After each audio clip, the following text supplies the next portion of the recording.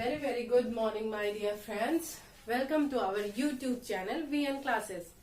जैसा कि आपको पता है ये टेट की सीरीज चल रही है क्योंकि इसकी एग्जाम डेट जो है वो घोषित हो गई है, लेकिन क्योंकि अभी जो है वो अप्रूवल नहीं मिला है इसलिए संभावित है कि इसकी डेट कुछ लेट हो सकती है एग्जाम की, क्योंकि अभी नोटिफिकेशन भी नहीं आया है फॉर्म भरने का। बट हाँ, ये मानिए कि बहुत ज्यादा लेट नहीं होगी क्योंकि नोटिफिकेशन आने ही वाला है। तो ये हमारे लिए बेहतर ही होगा कि हम सिलेबस को अपना टाइम से कंप्लीट कर लें और बाद में हमारे रिवीजन के लिए टाइम बच जाए।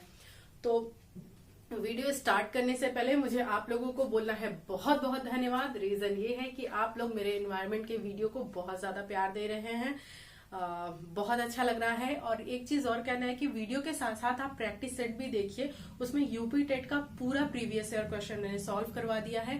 प्लेलिस्ट में जाकर आप देखेंगे कि प्रैक्टिस सेट ऑफ इन्वायरमेंट उसमें आपको मिल जाएगा। आगे के जो भी है अब मैं सीटेट की सीरीज लेकर आऊंगी, सीटेट के क्वेश्चन सॉल्व करवाऊंगी। यूपी टेट के हमारे कंप्लीट हो चुके हैं। तो हमने 3 वीडियो दे दिया है आपको, ये हमारा चौथा वीडियो, चौथी क्लास है। इसमें हमने बोला था कि जो हमारे सिलेबस के अकॉर्डिंग हमारा टॉपिक दिया हुआ है फैमिली यानी कि परिवार, इसके बारे में हम चर्चा करेंगे। आप सोचेंगे कि क्या पढ़ना परिवार के बारे में, इसके बारे में तो हमें सब कुछ पता है। क्यों पता है? क्योंकि ये एक तरह से कह लीजिए कि हर एक समाज की बुनियादी इकाई है, हर एक समाज की बुनियादी इकाई है, इसके बारे में सभी को पता होता है। लेकिन इसे एक स्ट्रक्चरल वे में पढ़ना, इसके सभी फॉर्म्स को पढ़ना, इसमें से क्वेश्चन कहाँ से आता है, ये सब जानने के लिए हमें ये टॉपिक पढ़ना होगा। और वो इम्पोर्टेंट इसलिए भी है कि जब आप प्रीवियस ईयर क्वेश्चन सॉल्व करेंगे तो आप देखेंगे कि इस टॉपिक से क्वेश्चन आया हुआ है। अब मैं आपको बताऊं 2016 में आप देखिएगा उसमें आपसे पूछा हुआ है, परिवार की डेफिनेशन को लेकर क्वेश्चन पूछा है। उसमें दिया है आपको एकल परिवार की डेफिनेशन दे दिया है, मतलब उसमें दिया है कि एक परिवार जिसमें माता पिता और उनके बच्चे हों, क्या वह परिवार कहलाएगा? तो 4 ऑप्शन दिए हैं, सही है उसका कारण, सही नहीं है उसका कारण, इस तरह से करके दिया हुआ है। तो आपका जो आंसर होगा वो होगा सही नहीं है। क्यों सही नहीं है? क्योंकि ये परिवार के एक प्रकार की परिभाषा है, ना कि पूरे परिवार की डेफिनेशन है। परिवार में भी परिवार कई प्रकार के होते हैं, ये हमें जानना है। ठीक, तो चलिए आइए हम चर्चा करते हैं। आप लोगों को अच्छे से दिखाई दे रहा है ना? फिलहाल यहाँ से तो क्लियर है, बिल्कुल कोई प्रॉब्लम नहीं है। चलिए स्टार्ट करते हैं। तो जो परिवार हमारा टॉपिक है उसे इंग्लिश में मैं दूसरा मार्कर ले लेती हूँ। परिवार यानी परिवार को इंग्लिश में फैमिली बोलते हैं। और ये फैमिली जो है ये कहाँ से डिराइव्ड है? ये लैटिन वर्ड फैमुलस से डिराइव है। ठीक, लैटिन वर्ड फैमुलस से आया हुआ है फैमिली वर्ड। और इसका बेसिकली जो मतलब होता है वो मतलब होता है नौकर यानी कि सर्वेंट, संकुचित फॉर्म में, लेकिन वो यहाँ पर अप्लाई नहीं होता है। हम इसके व्यापक अर्थों में देखेंगे कि फैमिली का क्या मतलब होता है। अब व्यापक अर्थों में अगर आप आएंगे तो उसकी डेफिनेशन के अनुसार आपको पता चलेगा फैमिली क्या है। वैसे तो जो हम जानते हैं, हम ये जानते हैं कि फैमिली एक समाज की इकाई है, बहुत बुनियादी इकाई है।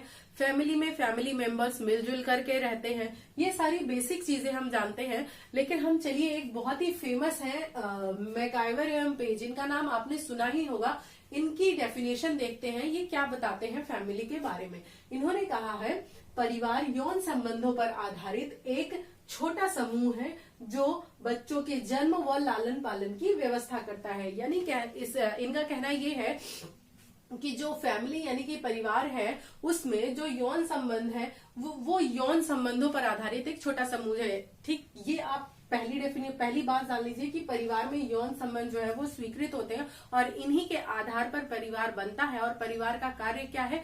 बच्चों को जो है जन्म देना यानी कि समाज को, सृष्टि को आगे बढ़ाना और क्या करना, उनका लालन पालन की व्यवस्था करना। ये फैमिली के वर्ग बताए गए हैं, फैमिली की डेफिनेशन बताई गई है मैकआइवर एवं पेज के अनुसार। अब लगे हाथ हम यहाँ आ जाते हैं फैमिली के कार्य, ये सारी बातें मैं आपको बताऊंगी, लेकिन क्योंकि हम मैकआइवर एवं पेज के बारे में पढ़ रहे हैं, उनकी डेफिनेशन देख रहे हैं, तो हम देख लेते हैं कि उन्होंने परिवार के कार्यों को 2 आधार में बांटा है, 2 भाग में बांटा है।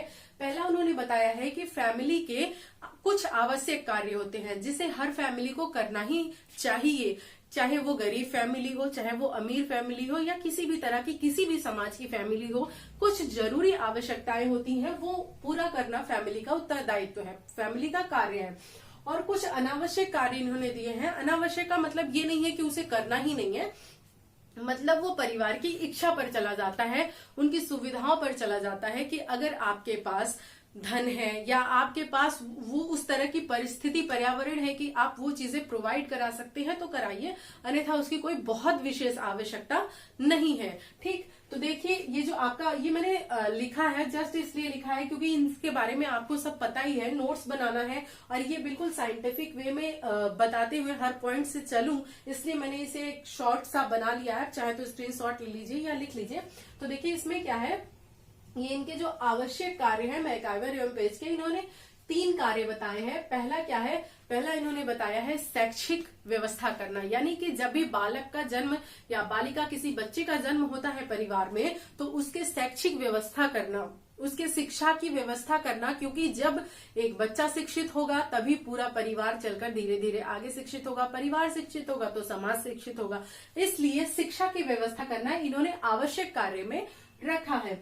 दूसरा इन्होंने कहा है आर्थिक व्यवस्था करना। ठीक, आर्थिक रूप से बच्चे की किस तरह से उसका लालन पालन किया जाए, उसके लिए क्या जरूरी चीजें हैं, जब तक वो अपने आप से नहीं हो जाता तब तक ये सारी चीजें परिवार के आवश्यक कार्यों में आती हैं। फिर उसके लैंगिक व्यवस्था की बात है, यानी इसमें कही गई है कि जो भी किसी परिवार में अविवाहित बच्चे बच्चियां हैं उनकी शादी करना, यानी कि उनका भी परिवार बसाना, उनकी लैंगिक व्यवस्था करना, ये भी एक परिवार का आवश्यक कर्तव्य है। तो देखिए जैसा कि आजकल की पीढ़ी में है, आपने देखा होगा, सही भी है, शादियां आप क्या हो रही हैं, लेट हो रही हैं, बच्चे अपने कैरियर को ज्यादा फोकस कर रहे हैं और शादी को मतलब डिले करते जा रहे हैं, वो उसे बहुत आवश्यक नहीं मान रहे। तो माता पिता जब फोकस करते हैं तो बच्चे कहते हैं आप अपना काम करिए ना, हमारी लाइफ है, हम देख लेंगे। बट अगर इनके अकॉर्डिंग देखा जाए तो ये लैंगिक व्यवस्था करना परिवार का कार्य बताया गया है, इसलिए कहीं ना कहीं मदर एंड फादर या फैमिली परेशान है आपकी शादी या आपको आपके जीवन को लेकर के। लेकिन आपकी बात भी बिल्कुल सही है कि पहले कैरियर आता है, और मैं भी पर्सनली यही मानती हूँ। तो चलिए फिर आगे देखते हैं अनावश्यक कार्य में। इसमें क्या है, इसमें आपकी इन 3 कार्यों को छोड़ करके सभी तरह के कार्य आ जाते हैं, जैसे कि मनोरंजन के साधन उपलब्ध कराना या कहीं किसी भी तरह का कोई भी कार्य आप लीजिए। ठीक, इंटरटेनमेंट ले लीजिए या मतलब किसी तरह का कोई व्यवसाय कराना या कुछ भी कराना, कैरियर बनवाना, ये जो भी है, ये सारी चीजें क्या आ जाती हैं, अनावश्यक कार्य में आ जाती हैं। कि वैसे कैरियर तो बेसिकली आपका इसमें आ जाएगा, शैक्षिक व्यवस्था वाले में आ जाएगा। तो ये सारी चीजें आपको जितने भी मतलब इन 3 चीजों को छोड़कर, आपका शैक्षिक, आर्थिक और लैंगिक व्यवस्था को छोड़कर बाकी जितने भी कार्य हैं वो अनावश्यक कार्य में आते हैं। अनावश्यक मतलब ये परिवार की इच्छा पर है।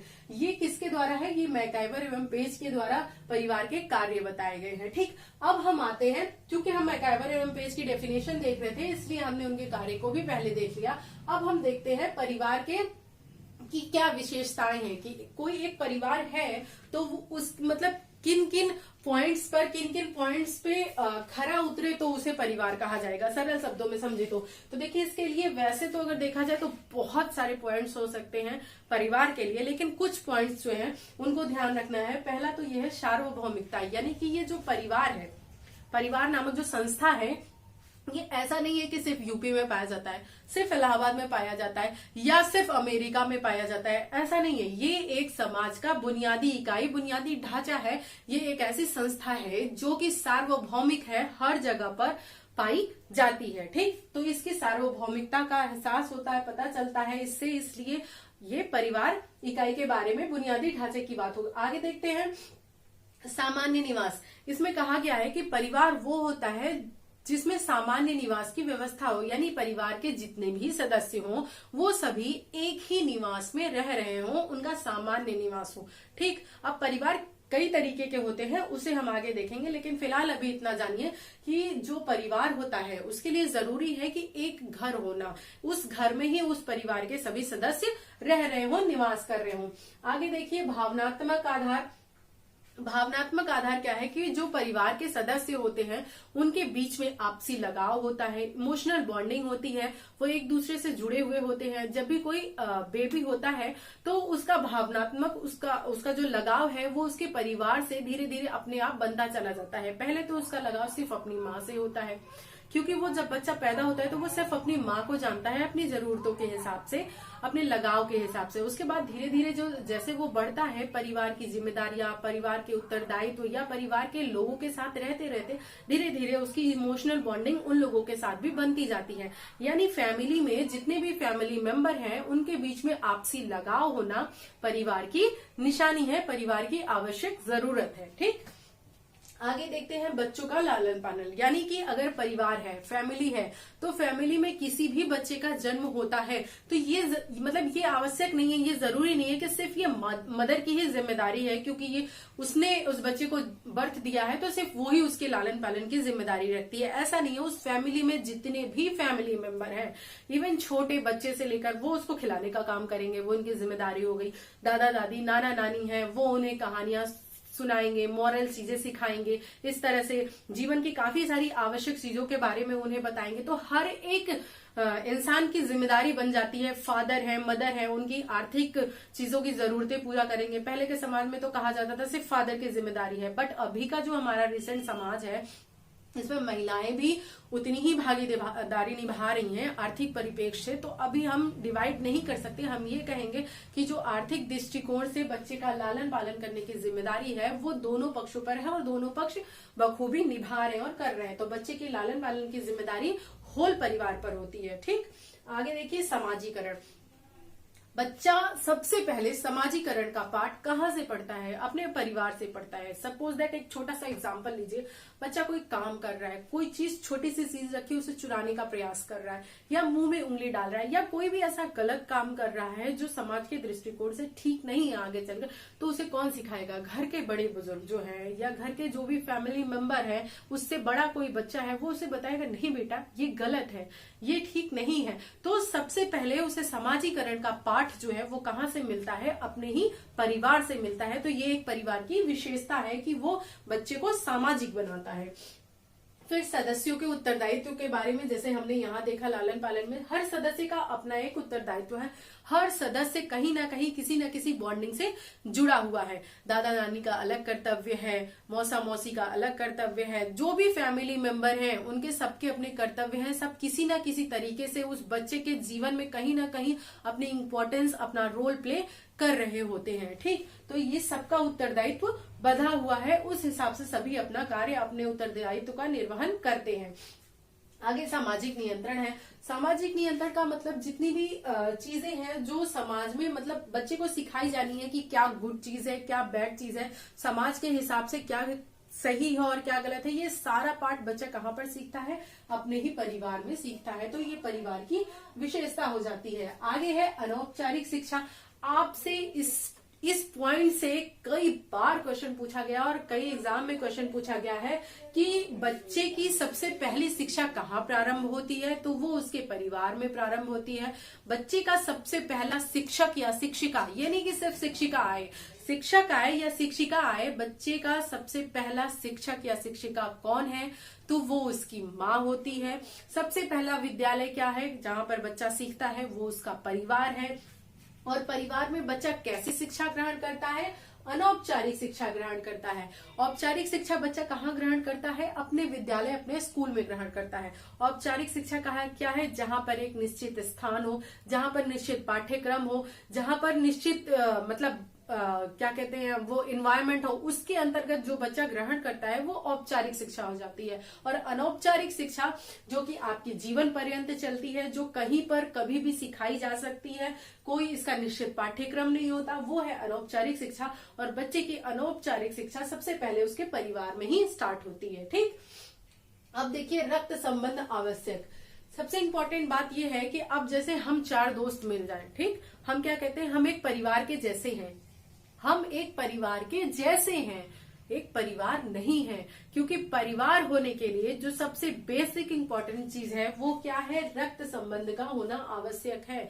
यानी कि माता पिता के द्वारा उनके संतान, उनकी संतानों की उनके संतान, यानी कि जो ब्लड बॉन्डिंग है वो होना एक परिवार की डेफिनेशन के लिए बहुत ही आवश्यक है। वो अलग चीजें हैं कि समाज में आपका किसके साथ कैसा बॉन्डिंग है और कैसा रिलेशन है, उसके अनुसार आप उसे फैमिली कह देते हैं, फैमिली जैसा कह देते हैं। बट एक फैमिली जो स्वीकृत रूप से समाज में है, उसकी डेफिनेशन यही है कि उसमें रक्त संबंध होना बेहद आवश्यक है, तभी वो परिवार की डेफिनेशन में फिट होगा।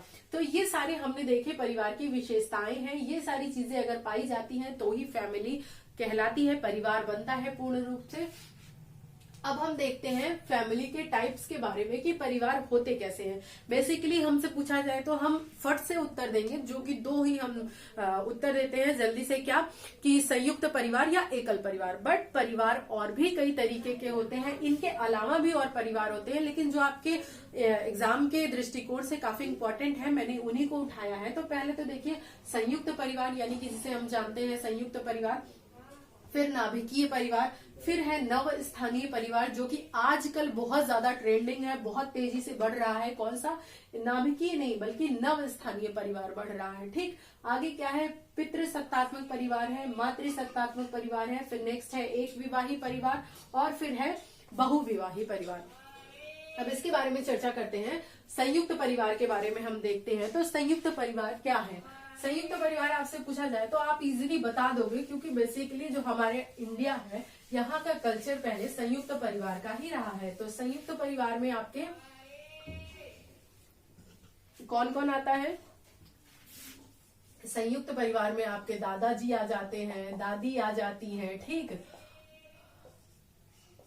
पापा जी, ठीक, मम्मी, उनके बच्चे, बुआ, ठीक, बुआ आ जाएंगी, ठीक, अंकल आ जाएंगे। मतलब जितनी भी ज्वाइंट फैमिली, ये जो दादा दादी हैं उनके जितने भी बच्चे होंगे वो आपके या तो अंकल होंगे या बड़े पापा होंगे या बुआ होंगे, तो उनकी भी पूरी फैमिली और आपकी स्वयं की फैमिली, ये सब मिलकर के आते हैं संयुक्त परिवार के अंतर्गत आते हैं।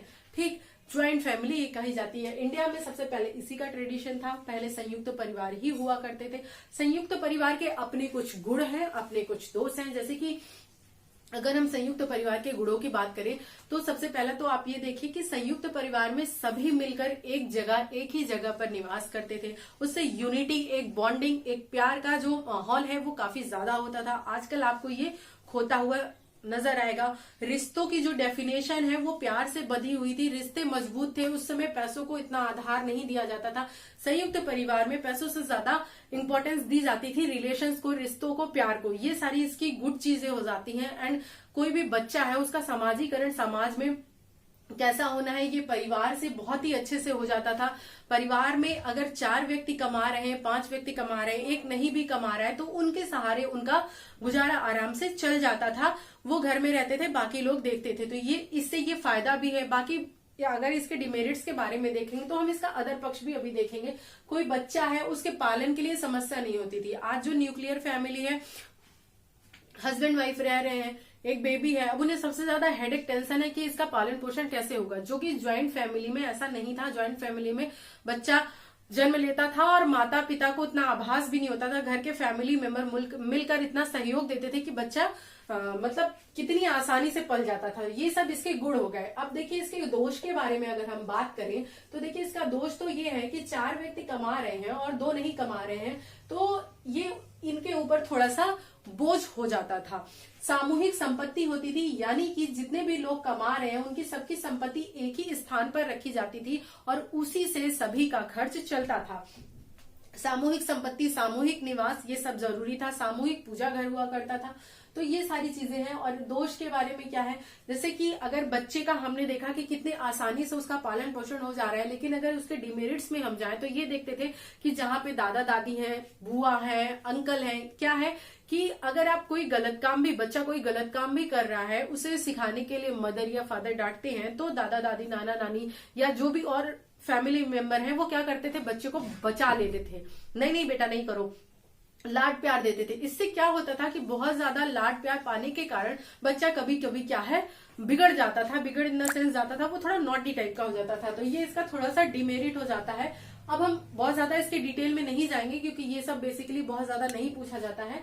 आगे हम देखते हैं एकल परिवार। एकल परिवार में क्या होता है, इसमें मदर होगी, फादर होगा और उनके अविवाहित बच्चे होंगे। ठीक है, चाइल्ड होगा उनका अविवाहित। ध्यान रखिएगा यहाँ पर विवाहित बच्चे नहीं आएंगे।